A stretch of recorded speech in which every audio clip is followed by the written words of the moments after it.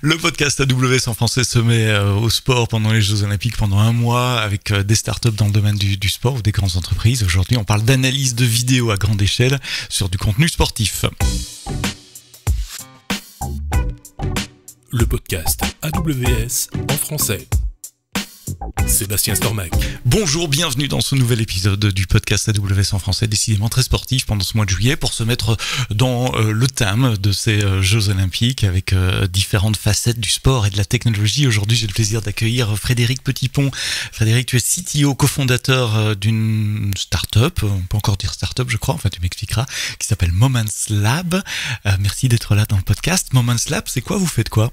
Alors, bonjour, merci beaucoup de me recevoir. Notre métier, c'est de réussir à trouver le moment dont nos clients ont besoin à travers des pétaoctets d'archives. Ça peut être le premier but d'un joueur de foot il y a 10 ans, il y a 20 ans. Ça peut être une phrase choc de conférence de presse. Et tout ça, en fait, on vient analyser leurs archives et on va réussir à retrouver ce moment en moins de 2 secondes. À partir de là, on va suggérer ce qu'on va appeler des highlights, des moments forts qui vont leur permettre en fait de raconter des histoires ou tout simplement même le mettre en vente à d'autres ayants droit sportifs. Donc c'est de l'analyse d'images vidéo, mais pas que, aussi des audios, des textes, etc. Avec la corrélation de tout ça pour trouver ces moments, comme tu dis, dans des images d'archives. C'est qui vos clients? C'est quoi votre business model? Aujourd'hui, nos clients, on est sur plusieurs verticales. On a une verticale qui est médias, sport et entertainment. En réalité, les trois sont assez liés. Sur la dimension sportive, on va travailler avec des clubs comme le Bayer Leverkusen de FC Köln. On va travailler avec des fédérations. Je pense à la Fédération française de foot qui a à peu près quasiment 100 ans d'archives en fait, vidéo et photos. La Fédération française de rugby, la Ligue nationale de rugby qui stocke les matchs de top 14, de Pro D2 qui va permettre aux clubs de récupérer leur contenu. Le point commun derrière, c'est vraiment d'accéder à ce contenu très rapidement pour le réutiliser, soit en interne, soit en externe pour reconstruire des contenus. Donc j'ai un exemple typique de cas d'usage. Si je suis Netflix, j'ai besoin de faire un documentaire sur le Stade Toulousain. Je vais aller à la source de ces données-là pour avoir des images de match, pour avoir des images d'Antoine Dupont, des conférences de presse qui vont raconter son parcours. Donc je me connecte sur la plateforme, je vais chercher ce dont j'ai besoin, je vais découper, c'est les contenus qui me sont proposés. Je vais pouvoir chercher des phrases, par exemple, arriver sur ces phrases, et derrière, je vais pouvoir générer un bout à bout que je vais pouvoir utiliser pour créer mon histoire, la monter, la mettre dans mon logiciel de montage et l'export. Donc ça peut être des journalistes, des réalisateurs de documentaires dans le cas d'utilisation que tu viens de donner. Ça pourrait être pour les réseaux sociaux aussi. Je veux retrouver un but, je veux retrouver une phase de jeu la semaine suivante, un match pour en parler. Exactement. En réalité, quand le produit est commercialisé vraiment depuis fin 2018. Et en réalité, notre premier client, c'était avant que le produit soit prêt, c'était en 2017. C'était l'organisation de la Coupe du Monde de handball. Et en fait, c'était un petit cas d'usage. Nous, on commençait à avoir une fonctionnalité qui permettait de faire de la découpe en live sur des flux vidéo. Donc, on commence avec le comité d'organisation, puis on commence à envoyer tous les matchs. Puis là, effectivement, on a beIN Sport, on a Adidas, d'autres marques, les équipes qui apprennent en fait qu'il y a un endroit en fait sur le web où à partir de mon navigateur, je vais pouvoir accéder à ces contenus-là. Et c'est là où effectivement, très rapidement, on a dû mettre à l'échelle le produit en quelques jours, en fait, ce qu'on avait pour commencer derrière à pouvoir assurer cette charge-là. Et finalement, on a plein d'utilisateurs qui sont venus en fait récupérer des matchs, des morceaux de matchs. On avait un cas très intéressant qui avait été fait par Adidas à l'époque. Prenait des moments forts pendant le match. Donc, par exemple, un super arrêt de Thierry Omeyer, qui était le gardien à l'époque de l'équipe de France de handball. Et ils allaient le transformer en ours, en 3D. Et derrière, ils allaient le poster en fait sur les réseaux sociaux.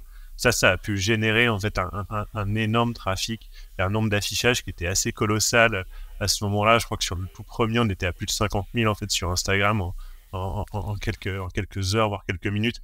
Donc c'était vraiment un bon cas qui prouve que le premier qui poste, c'est celui qui récupère en fait l'audience. Et tu devances ma question, j'allais dire, il peut y avoir des marques aussi qui sont intéressées de retrouver certains moments ou phases de jeu où on voit bien leur logo avec une phase clé pour leur communication interne ou externe. Absolument, faut avoir en tête que pour un club, le club a des sponsors et il a ce besoin derrière de pouvoir donner de la visibilité à ses contenus, à ses sponsors, pour que derrière le sponsor en fait puisse utiliser ses contenus. Ça fait quand même partie du contrat, mais derrière ça fait aussi rayonner le club.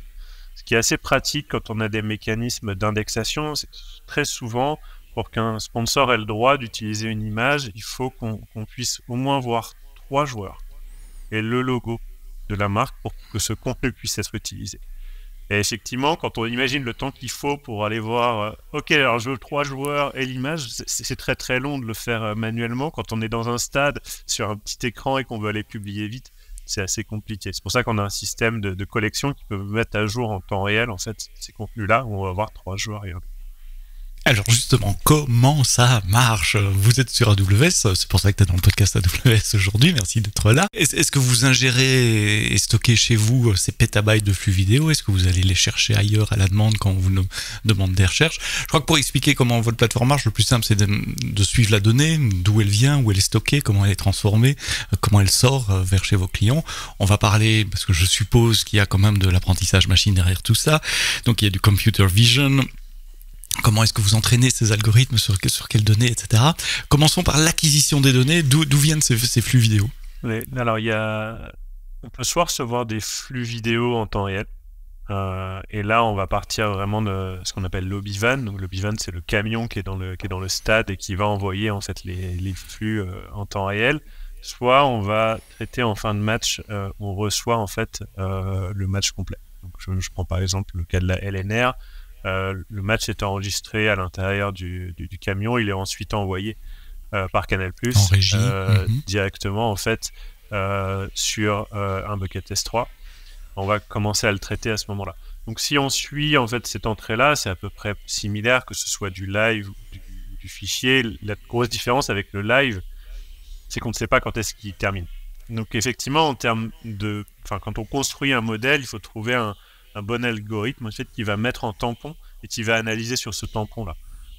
On travaille aussi sur d'autres verticales sur lesquelles le live est essentiel. Je pense aux agences de presse qui ont les mêmes enjeux. On ne sait pas si le flux va durer 20 minutes ou 1 heure. On a l'exemple de l'avant-dernière Coupe du Monde de foot où on reçoit des flux live de TF1. La caméra posée en haut de l'Arc de Triomphe, elle s'est jamais arrêtée. Donc il y a un moment où on s'est dit, bon, là on est à 48 heures. Normalement, effectivement, souvent ça dure 5-6 heures maximum. Donc, qu'est-ce qu'on fait? Donc, c'est un bon exemple. Si on suit un fichier, nous, la première chose qu'on va faire, c'est qu'on va commencer, donc, prenons la base qu'on est sur S3, on va déclencher en fait pas mal de fonctions serverless, des lambda, de l'ICS qui va venir très rapidement profiler le contenu. Est-ce que c'est un contenu d'archive? Est-ce que c'est une conférence de presse? Est-ce que c'est un match? Ça, c'est très important parce que derrière, pour aller très vite, on va découper le contenu en petits morceaux. On appelle ça des shots. On va les découper et on va venir commencer à les catégoriser. Est-ce que c'est un plan large, un plan serré? Et sur chaque shot, on va traiter en parallèle avec ce qu'on appelle des systèmes experts.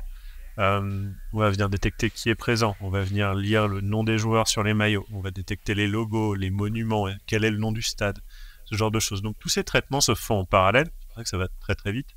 Et en parallèle, on fait en fait cette dimension de transcription. Donc, on va découper chaque parole, chaque speaker, on va venir les détecter. On détecte la langue. C'est très important ça dans un cas de sport, parce que quand vous avez des interviews au PSG, vous savez pas trop si vous allez tomber sur de l'anglais, sur du français, sur de l'espagnol.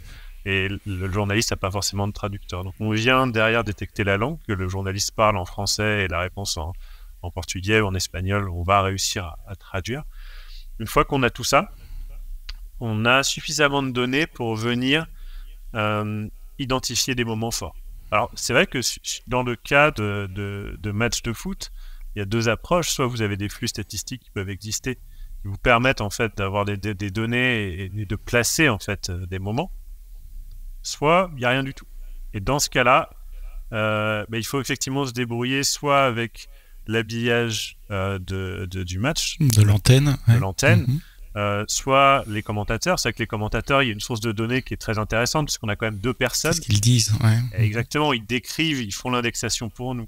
Le seul problème avec ça, même avec un LLM, c'est qu'il faut bien avoir en tête que parfois le commentateur raconte sa vie. parfois, il va parler du but de Mbappé, pas qui a eu lieu là, mais qui a eu lieu d'un autre match. Exactement. Et nous, on a souvent ce cas-là qui est d'ailleurs assez drôle. Parfois, on récupère en fait des contenus qui sont filmés. En anglais, on appelle ça du shoulder content. On a beaucoup ça aux États-Unis. Et on voit que pendant que la conférence de presse est sur le point d'arriver, le journaliste commence à raconter sa vie au cadreur. Donc du coup, il faut bien faire attention à se concentrer que ce qui est sur l'essentiel. Un petit mot sur la technologie. Ouais, j'allais dire, commençons par l'orchestrateur. Est-ce que vous l'avez codé vous-même? Est-ce que c'est du serverless, step function, ou des containers, CS, autres? Quel genre de technologie pour cet orchestrateur? Et puis quel genre de technologie pour les différentes phases d'analyse? Nous, l'ensemble du pipeline s'appelle MXT. C'est une technologie qu'on a même déposée, sur laquelle on a déposé déjà des brevets et on continue d'en déposer pour assurer d'ailleurs notre protection juridique. L'ensemble du pipeline, la base du pipeline de l'orchestration utilisait initialement un step function. Et je dis initialement, je vais en reparler un petit peu après. Donc aujourd'hui, on a du serverless, on a du container, mais on a aussi beaucoup de endpoint SageMaker. En fin d'année dernière, on a commencé à avoir nos premiers contrats. Donc, nous, on a ouvert notre entité US il y a à peu près 1 an. Et on a eu notre premier contrat aux États-Unis il y a 9 mois. Et les volumes qu'on a commencé à traiter n'avaient rien à voir. Aujourd'hui, on travaille changer de catégorie en matière de volume. C'est ça. Aujourd'hui, on travaille beaucoup en Europe et au Moyen-Orient. Il faut avoir en tête que si je prends l'université de Notre-Dame aux États-Unis, en termes de volume de contenu, c'est similaire à la première ligue au Royaume-Uni. Donc, c'est très juste une université. Ouais. Je pense qu'il y a aussi une audience aux États-Unis, au-delà d'avoir un peuple qui est plus nombreux, mais qui est très attaché en fait au sport. Ce qu'on appelle le college football aux États-Unis, il y a une audience qui est gigantesque. Il y a peut-être certains auditeurs qui ont déjà été aux États-Unis pendant ce qu'on appelle March Madness. C'est le moment en fait, c'est les phases finales en fait. De sport universitaire, il y a énormément d'audience. Donc on n'a pas ça aujourd'hui. C'est comme si les matchs interuniversitaires ici en France étaient retransmis sur TF1 en prime time, comme la Ligue. Exactement, c'est exactement ça.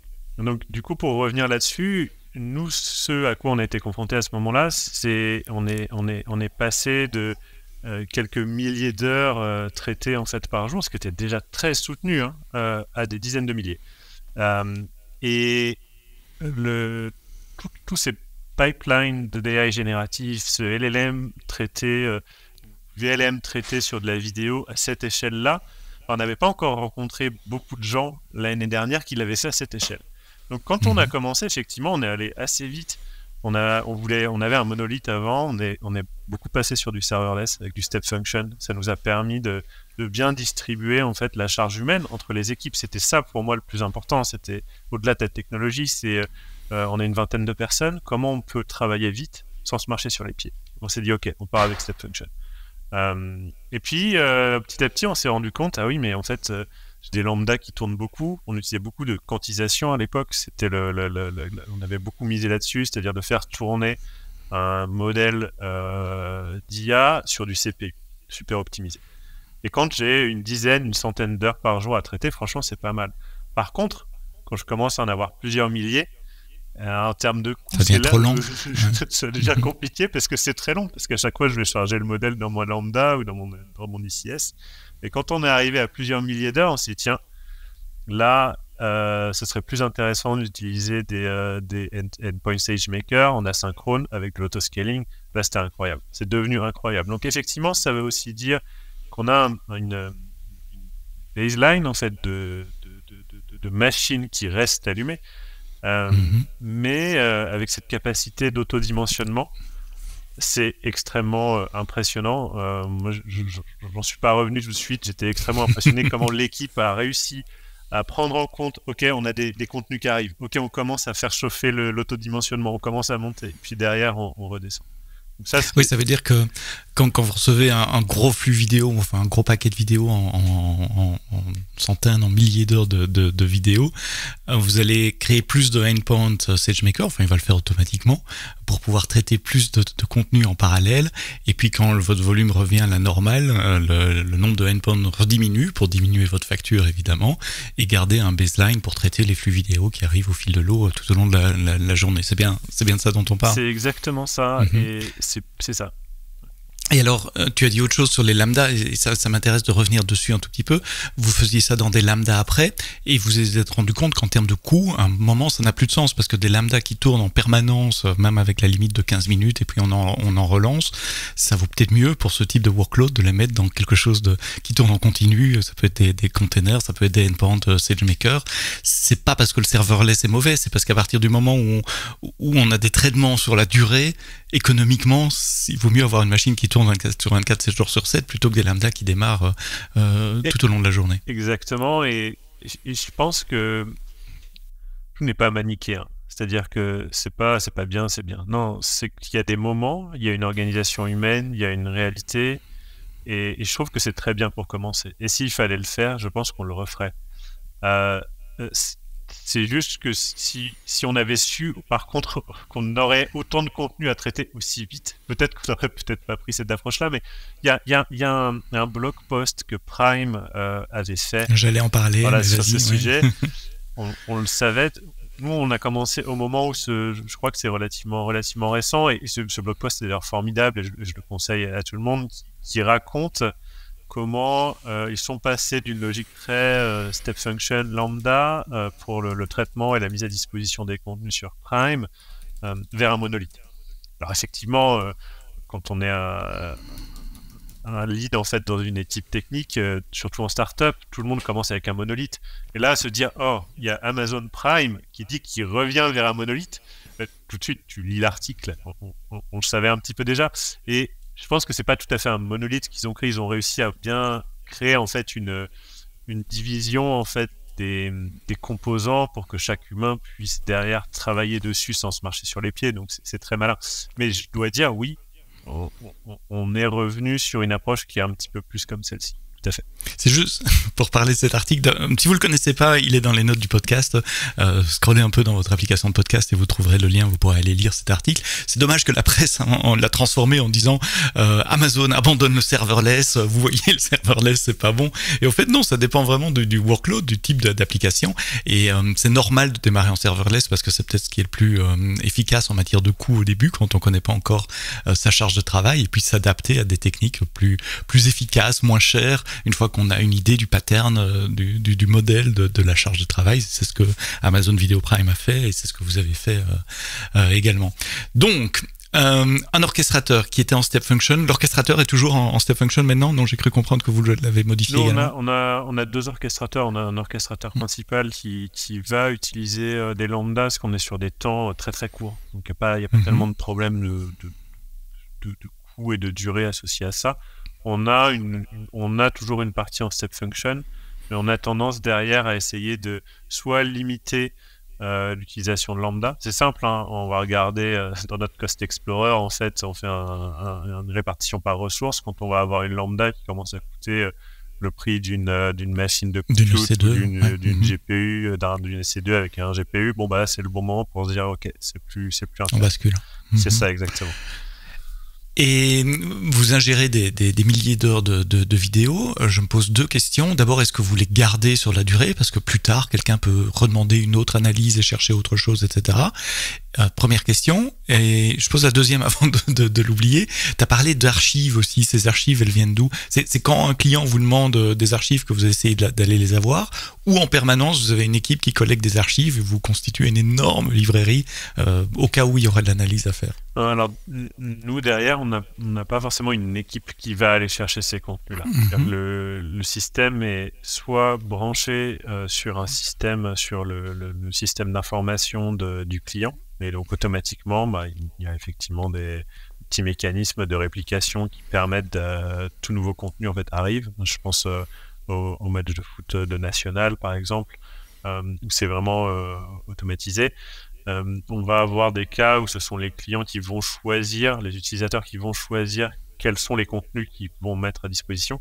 On a aussi un cas assez intéressant, c'est des photographes qui ont des appareils photo connectés et qui on est dans un cas où effectivement les photos vont directement en fait être ingérées en fait sur la plateforme pour être à disposition en fait du marketing en interne et des sponsors.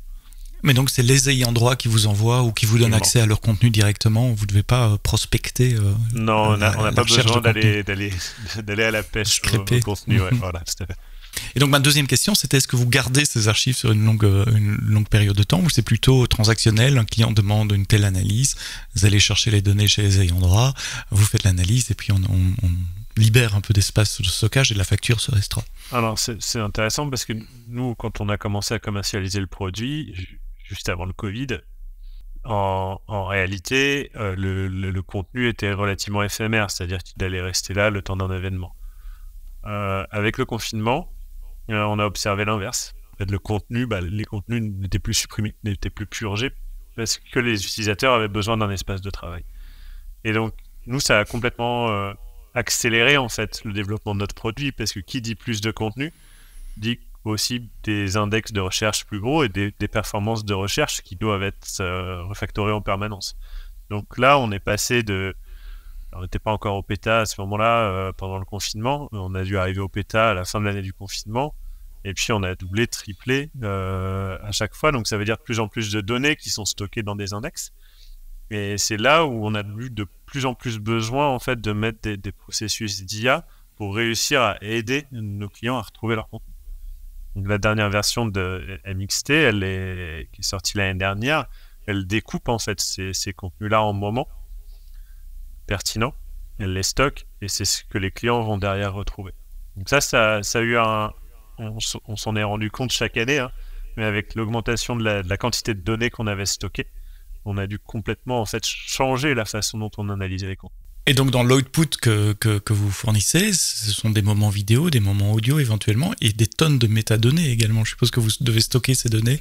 Est-ce que vous utilisez des bases de données plutôt relationnelles ou d'autres types de stockage de données ? Alors on en utilise plusieurs. On va utiliser des bases de données vectorielles. On va utiliser du MongoDB en source de documents stockés en event sourcing. Ça, c'était un choix qu'on a fait depuis le premier jour. D'ailleurs, on utilise l'event sourcing qui est d'ailleurs plutôt un paradigme qu'on voit dans la finance, c'est-à-dire que dès que j'ai une donnée qui arrive, on considère qu'elle est immutable et tout changement sur cette donnée génère un événement qui vient modifier en fait la donnée. Donc, on recalcule un snapshot, c'est très efficace en termes d'apprentissage parce qu'on peut comprendre en fait comment la donnée a été modifiée, que ce soit par un utilisateur ou par une machine. Et derrière, on va utiliser pas mal d'open source sur la partie recherche textuelle. On dirait qu'on a on a des personnes qui travaillent en permanence en fait sur la pertinence du moteur de recherche. C'est un travail sans fin, je pense, parce que les contenus augmentent toujours, les typologies de contenus parfois évoluent.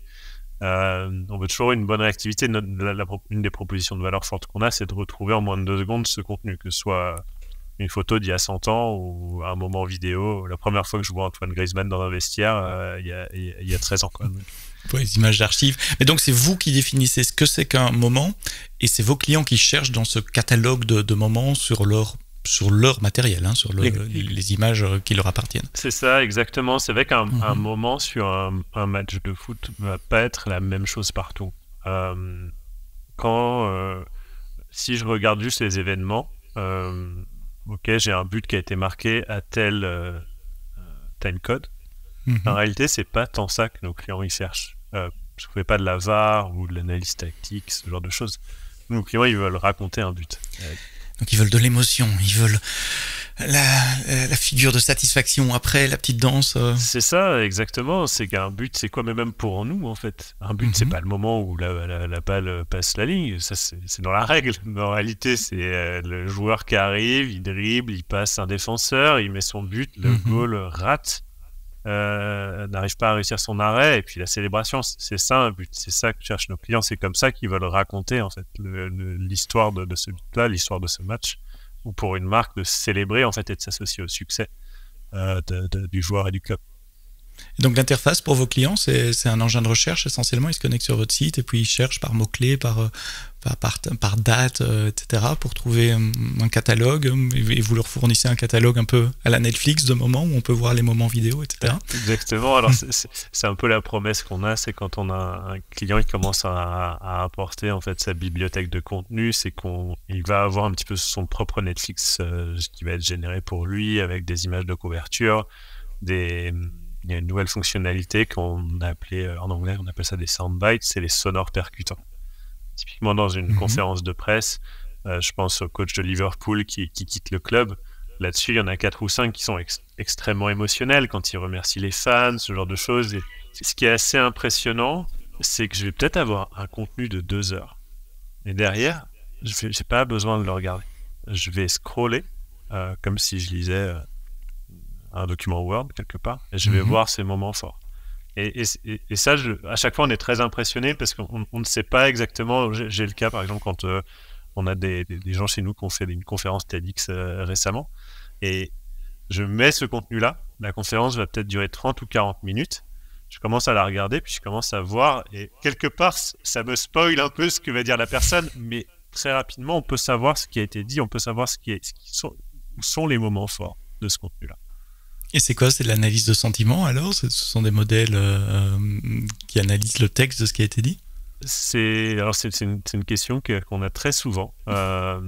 La partie des sonores percutants et des phrases, en réalité, on a fait le choix de pas trop utiliser cette partie d'émotion. Pourquoi? C'était pour rester factuel. C'est-à-dire que alors on le voit beaucoup parce qu'effectivement on a des clients dans le sport, mais on a aussi des clients sur le média, sur de la news, donc on a des contenus très très variés, et on voit effectivement comment des journalistes, des politiques, des sportifs construisent un discours. Et les sonores percutants, ils sont pas placés au hasard, ils sont placés de façon bien particulière en fait à l'intérieur. Donc souvent, ce qu'on va beaucoup regarder, c'est là où le génératif RLM est parfait, c'est que il a été entraîné déjà avec ce genre d'application. Donc on va voir en fait ce qui ressort souvent. On a des exemples, on le voit un petit peu dans le sport, mais on le voit encore plus en politique. C'est quand je vais avoir une phrase qui a été dite par une personne, très très très très souvent, la phrase choc, en fait elle a déjà été dite par d'autres personnes, il y a peut-être 5 ans, il y a 10 ans, il y a 20 ans. Mais en tant que journaliste, j'ai pas forcément le temps d'aller à la pêche. Donc, du coup, nous on va effectivement le suggérer, en disant voilà, effectivement, sur un sportif, à la fin de sa carrière, Roberto Carlos avait dit exactement la même chose. Et ces 2 joueurs-là, ils ont un point commun. C'est comme, oui, je vois ça beaucoup en politique, quand il y a des médias d'information qui se font un plaisir d'aller rechercher les phrases qui sont reprises d'un candidat à l'autre au fil des années, même sur des partis différents, ce qui est parfois intéressant. Tu parles plusieurs fois de LLM et ça m'intrigue parce que les LLM sont bons pour générer du contenu, mais pas nécessairement pour analyser un flux vidéo et extraire les bons moments. Donc, quelle est votre utilisation des LLM dans votre contexte? Nous, on va pas essayer de LLM vraiment pour analyser le contenu.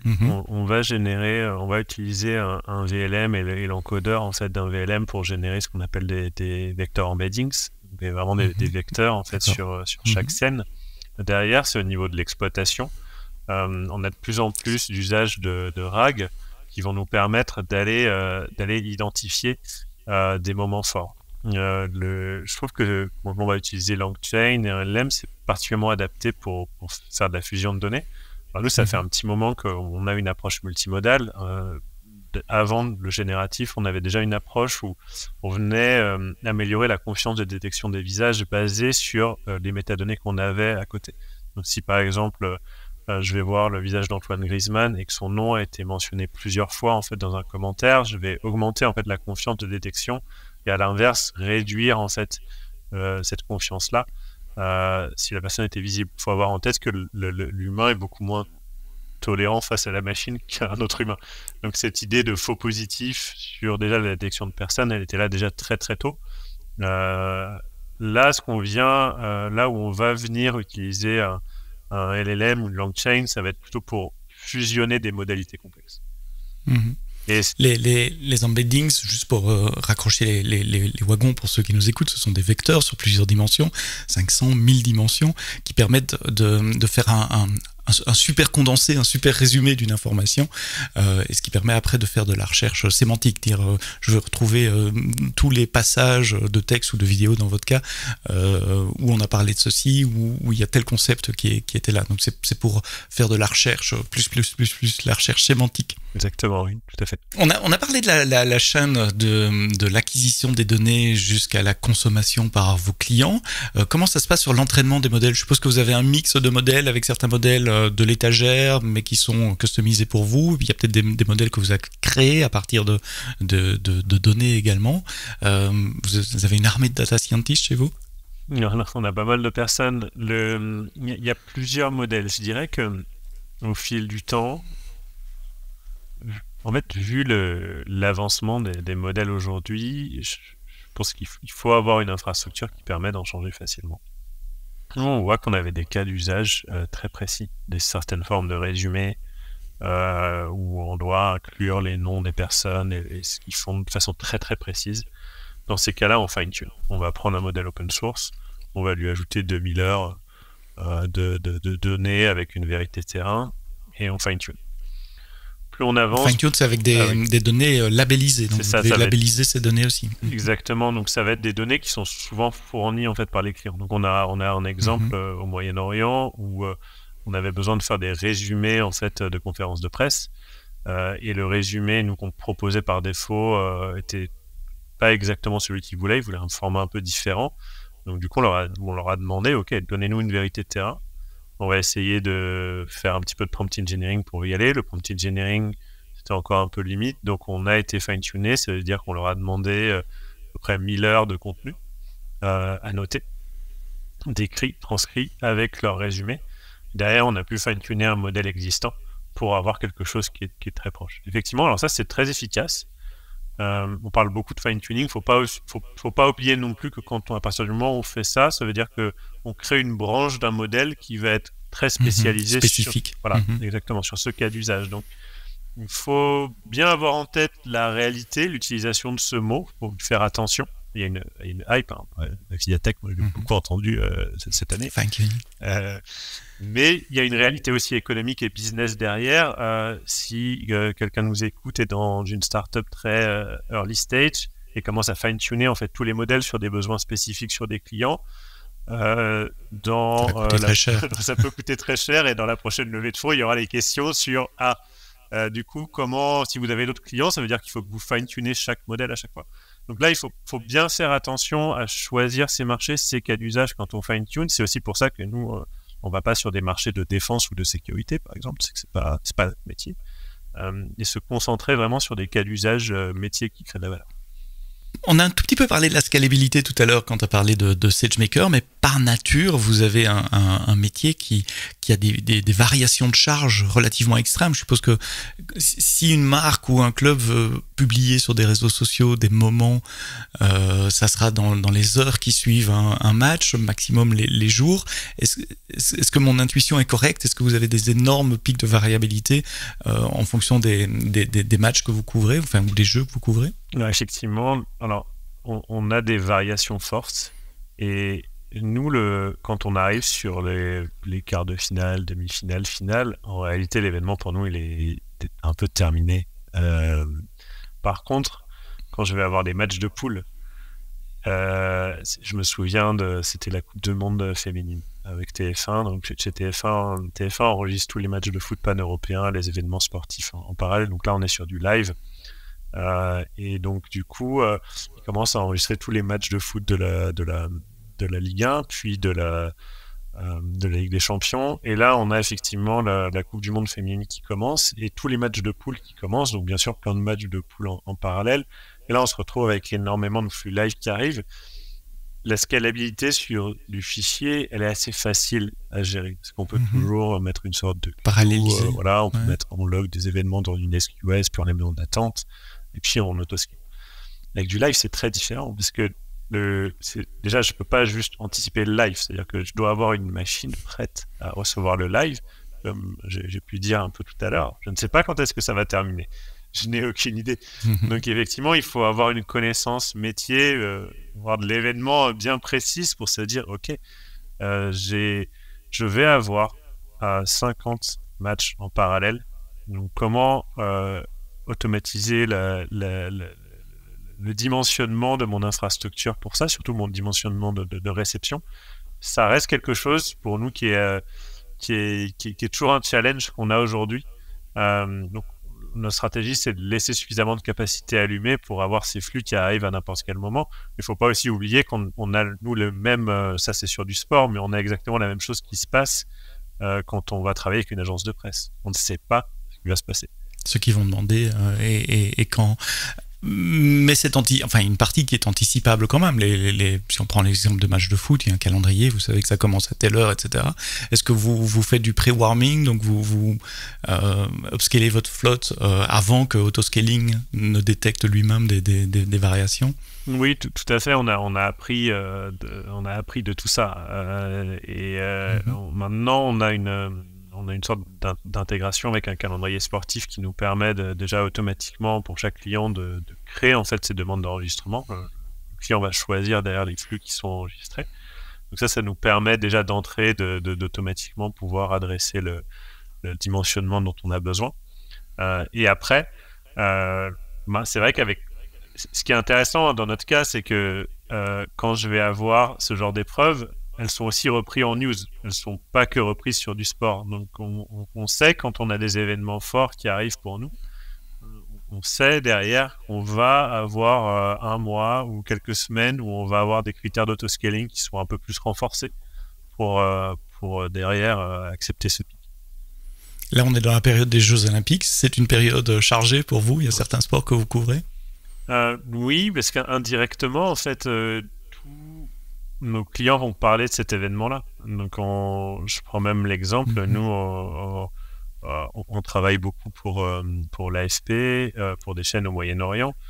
C'est ce genre d'actualité qui va être énormément reprise, qui est énormément reprise parce que c'est un événement planétaire. Donc, pas de vacances chez Moments Lab, en tout cas pas en juillet, peut-être en août. Quels sont les challenges que vous avez eus? Je pense au challenge cloud spécifique puisqu'on est dans le podcast AWS. Est-ce qu'il y a eu des difficultés ou des apprentissages un peu douloureux peut-être dans l'adoption de la plateforme? Je pense qu'il y a entre la première commercialisation du produit et maintenant, il y a une maturité technologique des utilisateurs qui a beaucoup évolué. De votre côté? De notre côté, je pense il y a certaines modalités d'intelligence artificielle. Je pense à la transcription, donc la capacité de transcrire l'audio en texte. Nous, quand on a lancé ça, on a beaucoup d'utilisateurs qui s'attendaient à avoir du 100% parfait. Et la tolérance à la machine était très basse. Et dans ce cas-là, c'est impossible d'avoir une transcription parfaite, même si c'était un humain qui le faisait. Donc souvent, on a un indicateur qui s'appelle le WER, qui est le Word Error Rate. Donc c'est le nombre de mots faux en fait sur un contenu donné. On a parfois certaines personnes qui elles-mêmes en fait prononcent des mots qui n'existent pas. Donc, là, c'est assez difficile à mesurer et surtout on a une perception de l'utilisateur, je dirais, il y a quelques années qui n'était pas celle-ci. Maintenant, on est habitué. Oui, la machine fait des erreurs. Si j'ai que 2 ou 3% d'erreurs, c'est très bien. C'est acceptable. Donc ça a évolué. Mais on a dû beaucoup évangéliser autour de ça. Là, on a la même chose sur cette dimension d'hallucination. Les hallucinations existent sur ce genre de sujet. On a des datasets qui sont entraînés avec des données précédentes, des données qui peuvent provenir en fait de sources ouvertes. Et forcément, il y a certains cas, je pense par exemple au Moyen-Orient, où on va avoir des biais qui existent. Les hallucinations, pour le détailler, c'est le moment où la machine va suggérer quelque chose qui n'existe pas. Il ne faut pas oublier qu'un LLM, c'est juste une machine statistique qui est là pour... Qui met un mot après l'autre, voilà, à peu près. Faut le démystifier parce que... Voilà, donc ça veut dire que si par exemple, je prends un modèle qui a été entraîné qu'avec des données de foot et que je fais du hockey sur gazon, on travaille avec la Fédération internationale de hockey sur gazon, autant dire qu'il y a peu de LLM qui sont entraînés avec des résumés de matchs de ça. Là, il faut bien prendre en compte comment on configure en fait le pipeline et ce qu'on va utiliser comme modèle pour du hockey sur gazon, sinon on va se retrouver avec des descriptions de matchs de foot. Et là, vous avez mis en place des pipelines de benchmark, je vais essayer de parler en français, des évaluations automatisées de la qualité des réponses d'un modèle. Alors absolument, et alors on nous avait dit déjà il y a un petit moment, c'était des ingénieurs de DeepMind et d'NVIDIA qui bossent sur la voiture autonome, que l'énergie et l'effort nécessaires pour évaluer, contrôler, comprendre ce que suggère une IA, et l'effort est similaire à construire le modèle initial. Alors, il y a une discipline d'IA dont on ne parle pas beaucoup, mais qui commence à prendre de l'ampleur, qui s'appelle XAI, Explanatory AI. Et il y a des papiers de recherche que sur ce sujet-là. Pourquoi est-ce que ce LLM produit cette hallucination? Et comment faire pour éviter de produire cette hallucination? Et souvent, effectivement, en mettant beaucoup de contexte, en disant de quoi il s'agit, ça va aider, ça va servir. Mais je pense qu'il faut en avoir conscience d'entrée. Vous avez dû mettre en place aussi des sécurités pour éviter qu'il y ait des phrases non souhaitées, non désirables, à connotation, je sais pas, raciste, appel à la haine ou d'autres, pour filtrer ces contenus-là qui pourraient arriver. Absolument. Alors on l'a fait assez tôt, mais on en découvre. C'est-à-dire qu'au fur et à mesure de l'usage, on voit, et surtout dépendant des cultures. Je pense oui, bien sûr. aux États-Unis, on a aussi un contrôle très très fort quand on va travailler avec un client comme, je prends exemple Disney, ça doit être très très très contrôlé. Parce que le contenu est pour les enfants, qu'il y a la réglementation COPPA aux États-Unis, etc. Nous, on ne travaille pas forcément sur du contenu enfant. Pour les enfants. Oui, c'est vrai, c'est du contenu de sport. Il y a beaucoup d'autres entités en fait qui appartiennent à ce groupe-là, et on voit que il y a une confiance en fait à construire avec ces utilisateurs-là, et qu'il y a certaines choses, certains mots qui vont pas nous choquer en Europe, mais qu'il faut biper là-bas. Mais voilà. À l'inverse, au Moyen-Orient, il y a effectivement certaines choses dont il faut aussi faire attention, certains éléments culturels dont il faut bien prendre en compte. Et ça, c'est quand on parle de scalabilité, souvent on pense à l'autoscaling, ok, je vais mettre de l'EC2 et puis super, ça va scaler de cette façon-là. Mais en réalité, ça, c'est un peu la partie visible et facile, entre guillemets. Il y a toute une scalabilité humaine, culturelle, de marché et de go-to-market par culture, par région, et encore plus dans de l'IA. Et celle-là, on ne peut pas l'automatiser. C'est des humains de votre côté qui doivent scaler pour apprendre différentes cultures, différentes manières de faire. Exactement, et parfois on fait des erreurs. Et on les apprend, ces erreurs. On apprend énormément, ce qui fait que maintenant, là aujourd'hui, on a commencé à avoir quelques clients sur la zone Asie-Pacifique. On découvre des règles qui n'existent pas en Europe, en Moyen-Orient, aux États-Unis. Il faut réussir à adapter. Il faut choisir, ok, est-ce que je fine-tune, mais si je fine-tune derrière, ça va peut-être pas être efficient en Europe. Est-ce que je mets des règles? Est-ce que je fais du prompt engineering? Donc c'est ce qui est passionnant en fait aussi là-dessus. Mais je trouve que c'est vraiment un cas où la technologie et le business sont très liés. Il reste qu'aujourd'hui, je trouve qu'il y a quand même une petite dystopie entre des annonces technologiques incroyables. Je pense à du GPT-4o, Astra, etc. Et quand même la vie quotidienne d'un utilisateur en entreprise qui peut-être d'un point de vue personnel utilise tous ces systèmes-là, mais des outils métiers qui sont très loin de les utiliser. Bon. Il y a toujours ce gap en technologie, il y a une période d'adoption, d'observation de la technologie, etc. Et vous êtes parmi les early adopters encore dans ce genre de technologie. Alors justement, basé sur toute quels sont les axes d'amélioration pour le futur? Alors peut-être pas d'amélioration, mais d'expansion. Quels sont les challenges à relever, les nouvelles idées que vous avez pour les années qui viennent?